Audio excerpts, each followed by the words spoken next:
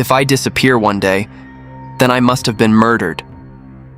Those were the words of a woman who seemed to predict her own death. She had once been a formidable marketing executive in Shanghai, earning more than 1 million yuan a year and building a nationally recognized brand from nothing. Her husband was a brilliant Peking University graduate who'd earned a doctorate in mathematical physics in the United States. He directed a laboratory that collaborated with institutions as prestigious as Harvard University. To Boston's Chinese community, they were the very definition of an elite couple, a pair whose lives bridged the two shores of the Pacific and inspired admiration wherever they went. But one night in late May 2019, that flawless image shattered. The woman died inside her own home, leaving behind a death that, at first, seemed impossible to explain. And the man who wept before television cameras, promising to seek justice for her, he was the very person responsible for everything that had happened. The story began with a phone call to the police. On the morning of May 29, 2019, the police department in Lexington, Massachusetts, received a missing person report. The caller was a 51-year-old woman of Chinese descent. She told officers that her close friend, Shen Cai, had vanished the previous afternoon and couldn't be reached. The two had planned to attend an event together on May 28th, but Shen Cai never showed up. From that moment on, there was nothing. No calls, no messages, no sign of her. Her friend called again and again and sent message after message throughout the evening and late into the night, but received no response. It was deeply unusual. Shen Cai loved spending time with friends, and she'd never missed an appointment without explanation. After discussing the situation with several friends, the woman who filed the report decided to drive to Shen Cai's house and see what was happening. But by sheer coincidence, near a bend on Worthen Road, not far from where they lived, the group spotted Shen Cai's white Honda CR-V. At first, they felt a wave of relief, believing they'd finally found her. But as they approached the window, they could just make out the shadowy figure of a person in the back seat. No matter how hard they knocked on the door, no matter how many times they called her name, the figure didn't respond. And at once, a terrible sense of dread descended over them. When the police arrived and forced open the vehicle's door, inside was Shen Cai's body. Rigor mortis had already set in, and her eyes were rolled upward. Bruises around her neck and across her body immediately led investigators to one conclusion: she'd been murdered. Holding back her grief, the woman who reported Shen Cai missing gave police a crucial piece of information. She said that before her death, Shen Cai had confided in her that her husband, Hongyan Sun, had recently begun behaving in an extremely disturbing way. He was constantly trying to look through her phone, repeatedly questioning her about where she'd been and what she was doing. His obsessive need for control had left her terrified. Police immediately entered this detail into the case file. Lexington was known as one of Massachusetts' wealthiest communities, located only about 12 miles from Boston. It was home to many professors from Harvard University and the Massachusetts Institute of Technology, as well as senior Wall Street executives. Roughly 25% of the town's residents were of Asian descent, and the area had long been known for its safety. Since 1994, Lexington had experienced virtually no serious theft, let alone a murder. That's why this case sent shockwaves through the entire town. By early the next morning, large numbers of reporters had descended on the area. The quiet town suddenly found itself at the center of every news broadcast. Just as the reporters were anxiously waiting for new developments, a middle-aged man wearing a green laboratory uniform drove to the scene. He looked dazed, his steps heavy, his face overwhelmed with grief. The man was Shen Cai's husband, Hongyan Sun. Hongyan Sun told police that he'd been staying late at the laboratory, working overtime day after day, and had no idea what had happened at home. He claimed that he'd still been working at the lab until shortly before 2 a.m. on May 28th and only returned home to rest after finishing his work. The couple slept in separate rooms. When he woke up that morning and didn't see Shen Cai at home, he assumed she'd gone out to meet friends. He never imagined that something like this could have happened. The husband's voice was filled with unbearable pain, and his hands kept twisting together, just like a man who'd lost the person he loved most in the world. But the detectives at the scene noticed several things that didn't seem right. First, there were 3 fresh horizontal scratches on Hongyan Sun's right forearm. His right ring finger was wrapped in white gauze, with faint red stains visible along the edge of the bandage. Second, although he repeatedly insisted that he was worried about his wife, Hongyan Sun refused to go anywhere near the vehicle containing her body, or even look at it. His eyes kept darting away, and whenever he answered a question, he seemed preoccupied with some hidden fear. Third, when reporters noticed the scratches on his body and pressed him for an explanation, Hongyan Sun hesitantly claimed that he'd probably been scraped by machinery while working. Suspicion had already begun to take root in the investigators' minds. In front of the cameras, Hongyan Sun wailed that his wife had been a wonderful woman. He said his mind was in complete turmoil, that he didn't know what to say. But he vowed that he'd seek justice for her. The performance was polished to perfection. Yet only a few hours after the interview, police discovered that Hongyan Sun had used an anonymous account to book a plane ticket back to China. He'd also ordered 2 large 28-inch suitcases online, but instead of having them delivered to his home, he sent them to the laboratory where he worked. Even more suspiciously, on the morning of May 31st, surveillance footage from a bank showed Hongyan Sun withdrawing $150,000 in cash from a branch in Boston's Chinatown. The entire sum was stuffed into the backpack he was carrying. These details were deeply suspicious. His wife had just been killed, and he hadn't even arranged her funeral. So why was he suddenly rushing to book a flight back to China?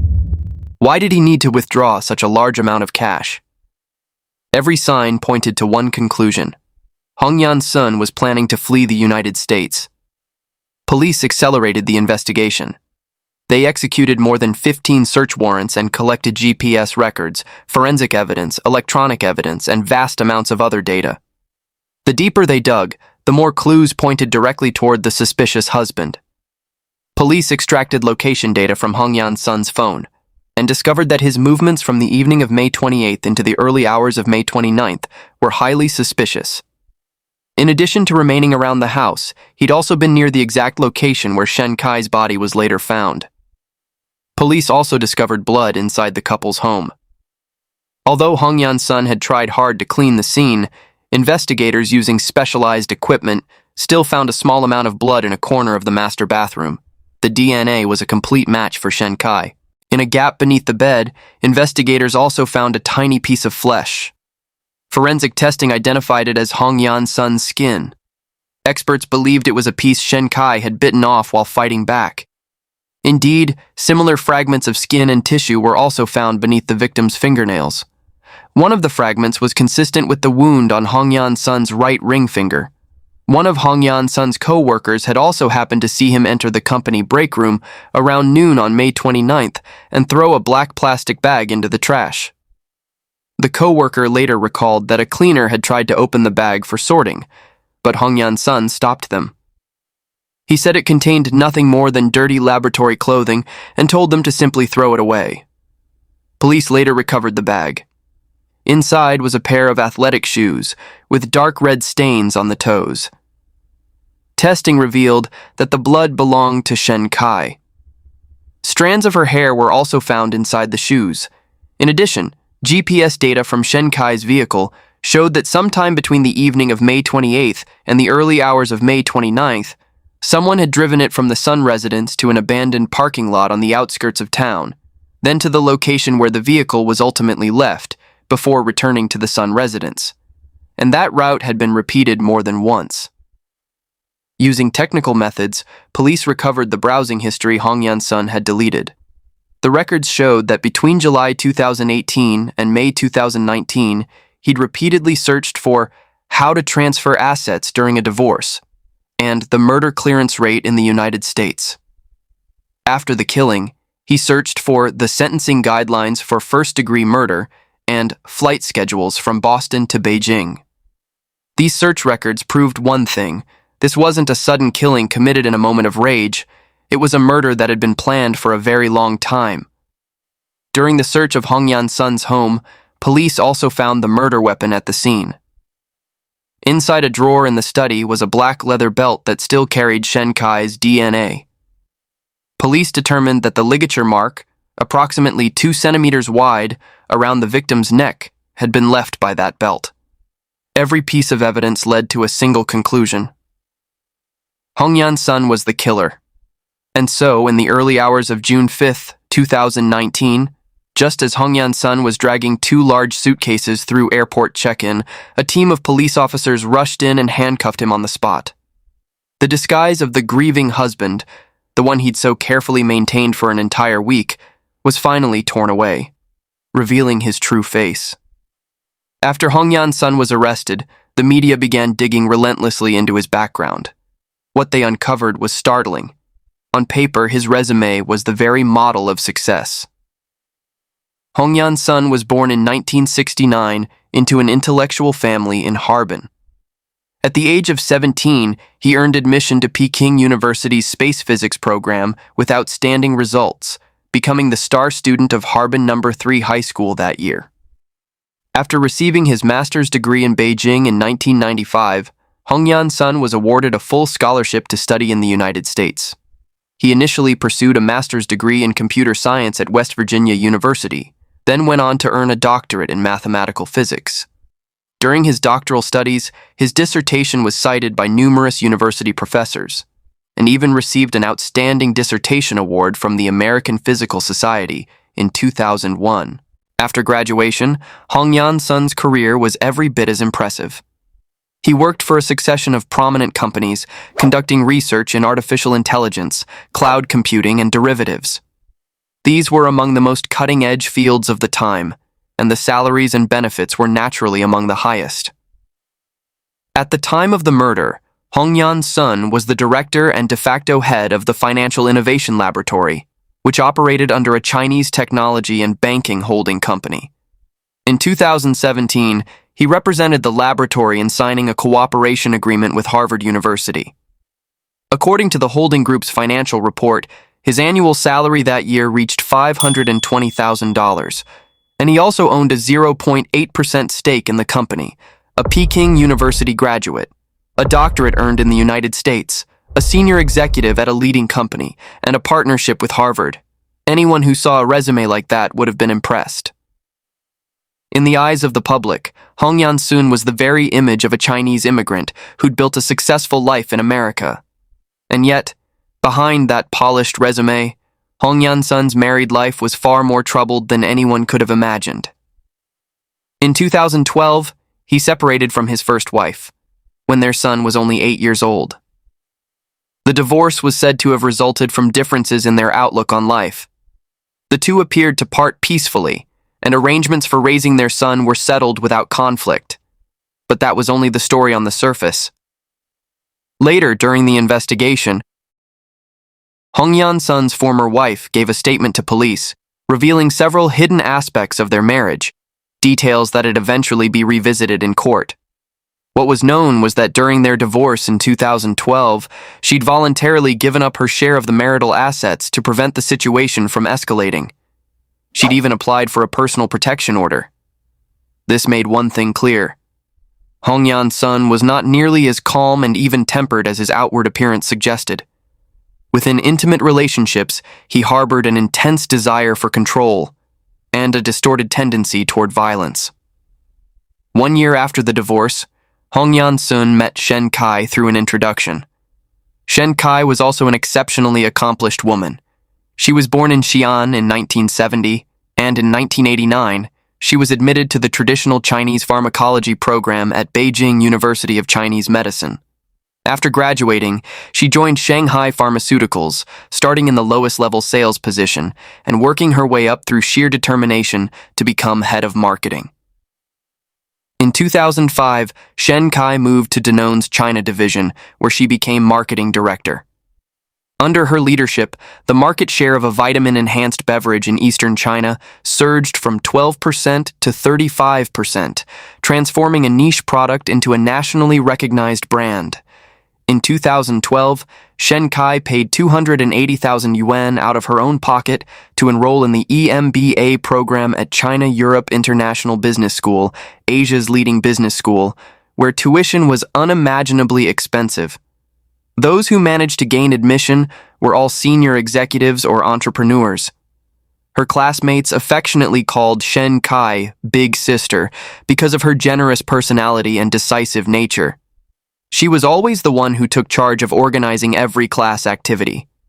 By 2013, when she met Hongyan Sun, Shen Cai's annual income had reached 1.2 million yuan, and she owned 2 homes in Shanghai. She'd also been married before. After separating from her former husband because their personalities were incompatible, she'd taken on the responsibility of raising her daughter alone. These 2 highly accomplished people, despite coming from somewhat different backgrounds, met in October 2013 at a gathering of China-Europe International Business School alumni in Shanghai. At the time, Hongyan Sun had only recently ended his first marriage and was at the lowest point of his life. Shen Cai's openness and confidence immediately caught his attention.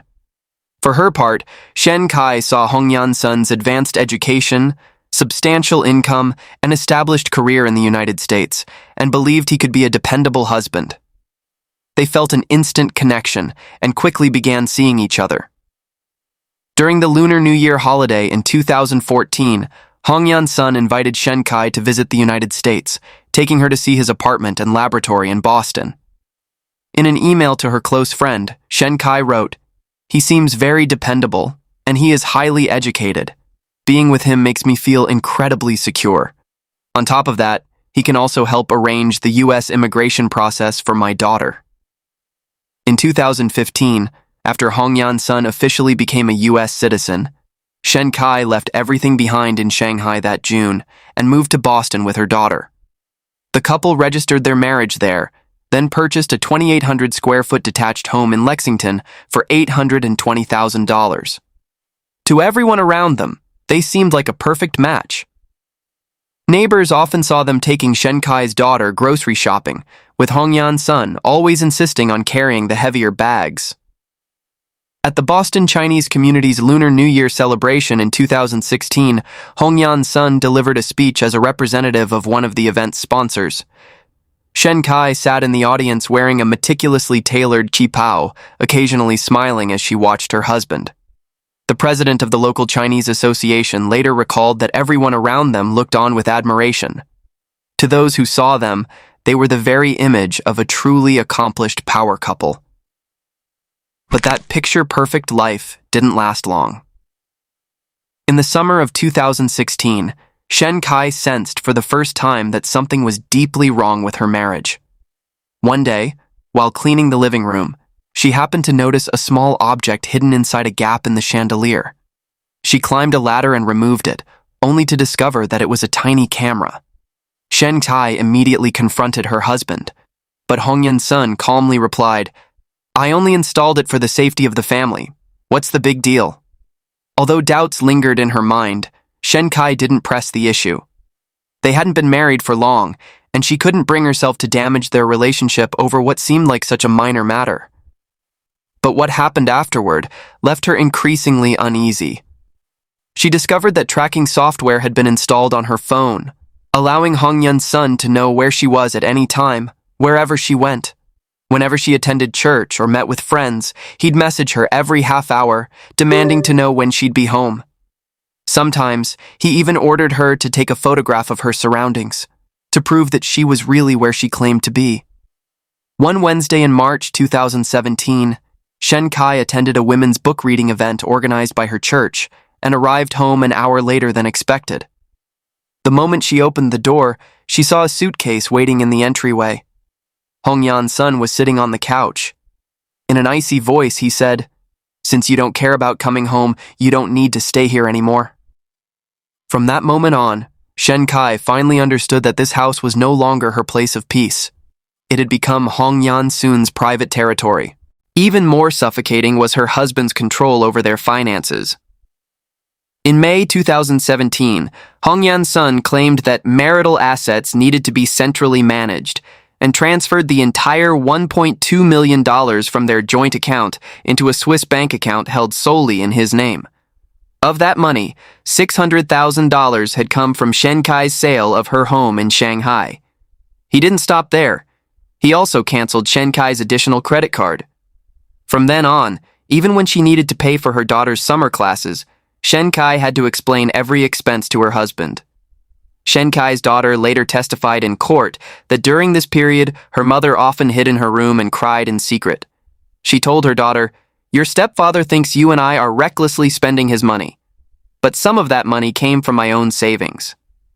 But what terrified Shen Cai most was the power Hongyan Sun held over her immigration status. Her green card had been issued through marriage and was valid until 2020, with the renewal process requiring preparation beginning in 2018. But in October 2017, when Shen Cai told Hongyan Sun that she wanted to find a job, he immediately reacted with fierce opposition. Hongyan Sun threatened that if she dared to work outside the home, he'd refuse to help renew her green card. Then both she and her daughter would be deported to China, and her daughter's dream of attending Boston University would vanish with them. Only then did Shen Cai realize that she'd fallen into a carefully constructed trap. She had no income of her own and no independent immigration status. In a foreign country far from home, her only means of survival was to remain dependent on Hongyan Sun. By 2018, the marriage had fractured beyond repair. According to U.S. media reports, divorce papers were filed around September of that year. Shen Cai hired a Boston law firm run by Chinese attorneys, gave a detailed account of the psychological abuse and financial restrictions she'd endured, and demanded a division of the couple's shared assets. The house, their bank deposits, and the company shares held by Hongyan Sun. But divorce proceedings in the United States can be extremely complicated, especially when the division of property is involved. To make matters even more difficult, under U.S. law, a husband may be required to provide financial support to his wife after the divorce, until she remarries. And if the former wife never marries again, those payments can continue indefinitely. For someone like Hongyan Sun, whose annual income reached several $100,000, this was clearly no small burden. As soon as Hongyan Sun learned that Shen Cai had filed for divorce, he immediately began preparing his response. He contacted a well-known team of divorce attorneys in Boston. They specialized in handling divorces for wealthy clients and charged fees as high as $800 a day. The lawyers argued that because Shen Cai had no job and no income in the United States, there might be a way to ensure that she received very little in the settlement, or perhaps nothing at all. At the same time, Hongyan Sun himself began urgently moving assets out of reach. In August 2018, he transferred ownership of the company-issued Mercedes E-Class to his older sister. In September, under the pretense that they were company property, he moved 3 high-end servers into a warehouse under his control. In October, he opened another account at a Swiss bank and transferred $800,000 from the previous account into it, placing the account in his son's name. To stall for time and drag out the divorce proceedings, Hongyan Sun also hid Shen Cai's passport, green card, and immigration documents. By January 2019, because she couldn't obtain her original green card, Shen Cai was unable to complete her daughter's application to Boston University before the deadline. She confronted Hongyan Sun. But the discussion quickly erupted into a vicious argument. In a fit of rage, Hongyan Sun smashed Shen Cai's laptop, and stored inside that computer was evidence she'd spent years collecting. Evidence to prove that she was a victim of domestic abuse. Shen Cai fell into a level of despair she'd never experienced before. She understood that Hongyan Sun was deliberately buying time, waiting for her green card to expire. Once that happened, she and her daughter would be left without a home, entirely at Hongyan Sun's mercy. Clinging to one final thread of hope, Shen Cai hired an attorney who specialized in protecting victims of domestic violence in May 2019.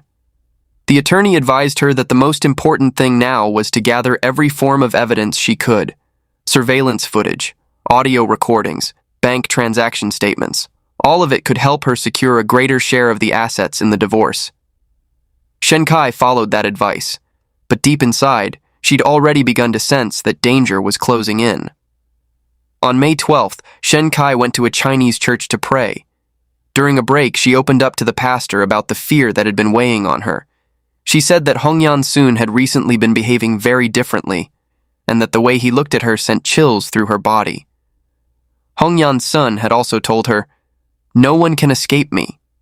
Shen Cai gave the pastor a USB drive containing evidence that Hongyan Sun had been monitoring and threatening her. She asked him to keep it safe and told him that if anything happened to her, he should look after her daughter. On May 25, 2019, Shen Cai met with a female friend, the same woman who'd later discover her body, at a coffee shop in Boston's Chinatown. She took out a piece of paper containing her attorney's contact information and the password to her bank account. She told her friend that if no one could reach her for more than 3 days, she should immediately contact the attorney who'd know how to handle everything that followed. Shen Cai also said that Hongyan Sun had recently been gathering his belongings and appeared to be preparing to move out. On the morning of May 27th, Shen Cai sent a message to her attorney, recounting a conversation she'd had with Hongyan Sun about the division of their marital assets. She said Hongyan Sun had been utterly unyielding, flatly refusing to give her any share of the property. He'd even declared that it would be a fight to the death. Her attorney replied, asking her to stop by the office the following morning so they could organize the evidence together, while reassuring her not to worry too much. Neither of them knew that this would be their final conversation. On the night of May 28, 2019, the brutal killing took place. Based on the forensic examination and investigators' reconstruction of the evidence at the scene, the events unfolded roughly as follows. At around 10 p.m., Hongyan Sun and Shen Cai became embroiled in yet another fierce argument over the division of assets in their divorce. David Lewis, a professor at the Massachusetts Institute of Technology who lived across the street from the Sun residence, was working in his study at the time. He could clearly hear a violent argument coming from the house across the street, mixed with the sound of objects crashing and a woman screaming. The argument continued for about 20 minutes before everything suddenly fell silent. Professor Lewis glanced through his window toward the lights in the Sun residence. The living room was still illuminated, and he could see 2 shadows moving inside. Believing it was nothing more than an ordinary argument between husband and wife, he paid no further attention. When the verbal confrontation escalated into a physical struggle, Hongyan Sun brutally assaulted Shen Cai, inflicting 17 soft tissue injuries across her body. Shen Cai fought desperately for her life, sinking her teeth into Hongyan Sun's finger and leaving behind a wound that had later become crucial evidence. In the end, Hongyan Sun used a black leather belt to take his wife's life. The woman who'd once shone so brightly was forever frozen at the age of 49. Afterward, Hongyan Sun displayed a chilling calm. He revealed the cold calculation of a highly educated criminal. Step by step, he began carrying out the plan to dispose of the body and erase the evidence, a plan he'd researched countless times online. Hongyan Sun moved the body, drove back and forth between disposal sites, and created the false appearance that his wife had gone out on her own. The entire process was as meticulously executed as a scientific experiment, without the slightest trace of compassion for the woman he'd once loved. On the morning of May 29th, Hongyan Sun arrived at work later than usual. That delay gave him the opportunity to place his wife's body inside the Honda CR-V and stage the scene as though she'd driven away herself. When he reached the laboratory, his co-workers noticed that his right ring finger was wrapped in gauze and that he looked unwell. Yet he still attended the team meeting as usual, dismissing the injury as nothing more than a laboratory accident. During his lunch break, he calmly threw the blood-stained shoes into a trash can at his workplace, then quietly contacted his younger sister to arrange his return to China. Everything seemed to remain firmly under his control. But there was one thing he'd failed to anticipate. Shen Cai had already left her friends with that chilling prophecy of her own death. And it was those words that prompted them to contact the police only 2 days after she disappeared, allowing investigators to examine the scene and collect evidence before it was too late. On the morning of May 29th, police informed Hongyan Sun that his wife was dead. He pretended to be utterly stunned and said he'd rush over from the laboratory immediately, but security footage showed that he hadn't been at the laboratory at all. Instead, he'd been lingering in the parking lot of a suburban Walmart, taking a nearly 12-mile detour before finally driving to the scene. By that point, he'd already prepared to flee. Nearly 4 years after the murder in early 2023, the case went to trial at the Middlesex County Superior Court in Lowell, Massachusetts. Hongyan Sun assembled a defense team of 3 highly experienced attorneys. Leading Hongyan Sun's defense was prominent Boston criminal attorney J.W. Carney Jr., who'd once represented the notorious mob boss James Whitey Bulger. The defense strategy was to argue that the killing had occurred in the heat of passion rather than being premeditated murder. The attorneys claimed that Hongyan Sun and Shen Cai had been locked in a bitter conflict over the division of assets in their divorce. On the night of the killing, the argument escalated and Hongyan Sun momentarily lost control of his emotions, leading to Shen Cai's death. According to the defense, it was a spontaneous crime, with no prior planning whatsoever. They also argued that Hongyan Sun disposed of the body and cleaned the crime scene because he was afraid of being held responsible. Terrible decisions, they said, made in a state of panic. As for the 17 injuries found on Shen Cai's body, the defense claimed that some had been caused when she accidentally fell during the struggle, rather than by Hongyan Sun deliberately striking her. To prove that Hongyan Sun was not a man with violent tendencies, the defense team also submitted 2 character references. One came from Professor Lee of Harvard University's Department of Computer Science. He stated that Hongyan Sun was exceptionally accomplished in scientific research and calm by nature. He'd never seen Hongyan Sun display any violent behavior and found it difficult to believe that he'd intentionally kill someone. The second statement came from Hongyan Sun's former wife. She said that throughout their marriage, Hongyan Sun had been extremely patient with their son and had never lost his temper with or laid a hand on him.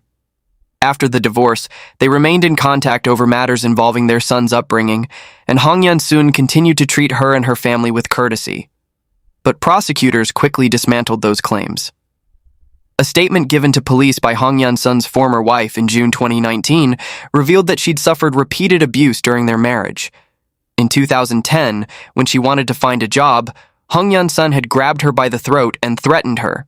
Moreover, after the murder, Hongyan Sun transferred $300,000 to his former wife through a Swiss bank account, labeling it an emergency education fund for their son.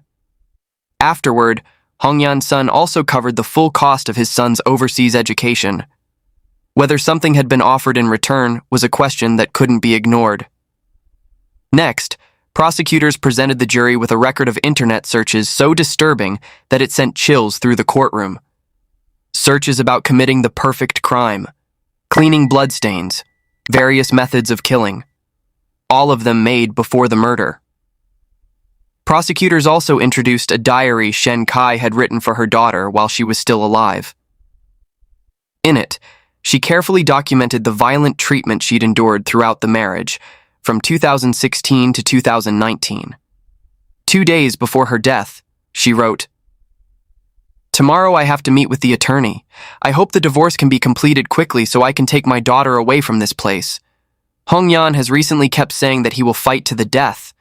I am a little afraid, but for my daughter, I cannot back down." The final page of the diary bore no date. It contained only one hastily written line. "If something happens to me, the killer must be Hongyan Sun." The faces of the jurors darkened as they listened. In his closing argument, the prosecutor declared, "Hongyan Sun never lost control of his emotions. He is a calculating killer. He used his knowledge and intelligence to plan the crime, took Shen Cai's life through extreme violence, and then played the role of a devastated husband to deceive the public." On February 3, 2023, after several hours of closed-door deliberation, all 12 jurors unanimously found Hongyan Sun guilty of first-degree murder. On February 10th, Judge Patrick Hagan delivered the sentence in court. Hongyan Sun would spend the rest of his life in prison, without the possibility of parole. As the sentence was announced, Hongyan Sun's face remained cold and expressionless. He merely lowered his head slightly. His defense attorney immediately announced that they'd appeal. During the victim impact statements, Shen Cai's daughter rose to speak. She said that her mother had been the person she loved most in the world, and had given her a love deeper than anything she'd ever known. Yet their story as mother and daughter had been forced to end when her mother was only 49 years old. She remembered how, during the final years of her life, her mother had changed from a confident and outgoing woman into someone quiet and withdrawn. The strong woman who'd once built a remarkable career in Shanghai had been tormented by this marriage until she was no longer herself. She also said that her mother had once promised to help her care for her future children, but now she'd decided never to marry and never to have children, because she could never know whether the person beside her might one day turn into a monster. Her words left everyone in the courtroom heartbroken. The tragedy became a nightmare that'd follow her for the rest of her life. After her mother's death, she considered taking her own life on nearly 3 occasions. Only a few months after Shen Cai's death, Shen Cai's father in China was unable to accept the fact that his daughter had been murdered. He developed heart problems and passed away. Shen Cai's mother also suffered a severe decline in health, and to this day, can no longer walk normally. As for Shen Cai's daughter, visa complications and the long legal proceedings prevented her from returning to China for years to visit her grandmother. She couldn't even attend her grandfather's funeral. Fighting back tears, she said, "Why are we the ones being punished? He was the one who killed someone, yet I feel as though I am serving his prison sentence for him." Hongyan Sun was 50 years old when he committed the crime, and had turned 54 by the time he was sentenced. If his appeal failed, he'd spend the long remainder of his life behind bars. For an elite and highly accomplished man like him, the years between 50 and 60 should have marked the peak of his career, a time of respect, generous compensation, and the chance to enjoy a comfortable life. Instead, he'd now sit in prison, counting the days until his death.